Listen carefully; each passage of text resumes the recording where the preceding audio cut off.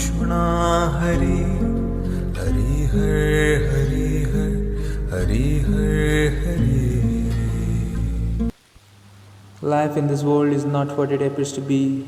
It is plugged by pairs of opposites, such as pain and pleasure, birth and death, and hope and disappointment. It is subject to six changes: birth, subsistence, growth, maturity, decline, and death. Dangers and difficulties pursue us everywhere. Uncertainties at every step of life create anxiety, fear, and hopelessness. As we grow older, our optimism turns into pessimism. Youthful dreams of happiness and fulfillment rarely comes true.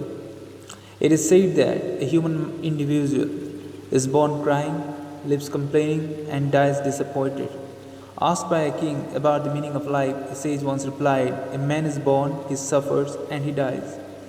More than 2500 years ago, Buddha said that if all the tears that had flowed from human eyes since the beginning of creations were gathered together, they would exceed the waters of the ocean. Responses to the problem of sufferings have been various. Believers in a millennium live with the hope that someday a prophet or incarnation of God will be born and usher in a golden age of peace and happiness.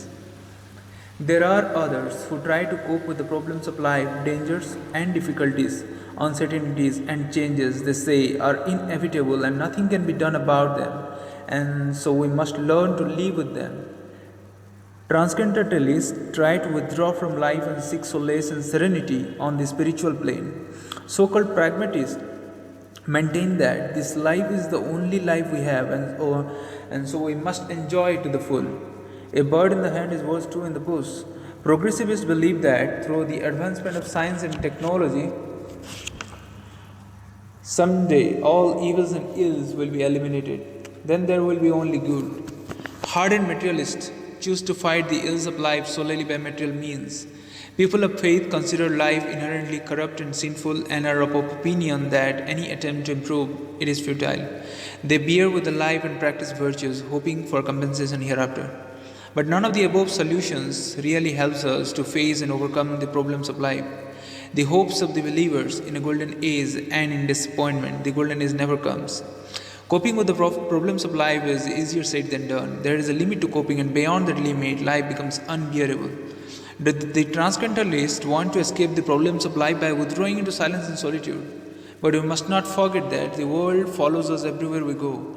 The so-called pragmatists also become disappointed because enjoyments only temporarily excite the senses, and such excitement is followed by sorrow.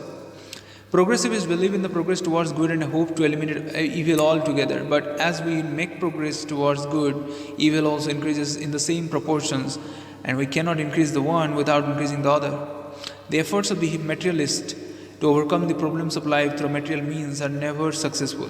All the ills of life are not physical. Material solutions are useless against old age, fear, anxiety, and death. For the people of faith, the rewards of the hereafter, whatever they may be, cannot take away the sufferings of life here on earth. There can be no heavenly solutions to our earthly problems. Yoga and Vedanta ask us to face the problems of life through knowledge of reality. The ills of life are not created by God or by the stars or by luck, but by our own inability to live in the light of reality. Good and evil move together. One cannot be separated from the other. There is no absolute definition of good or evil. What is good for one person may be bad for another. The world we live in is in our own mind.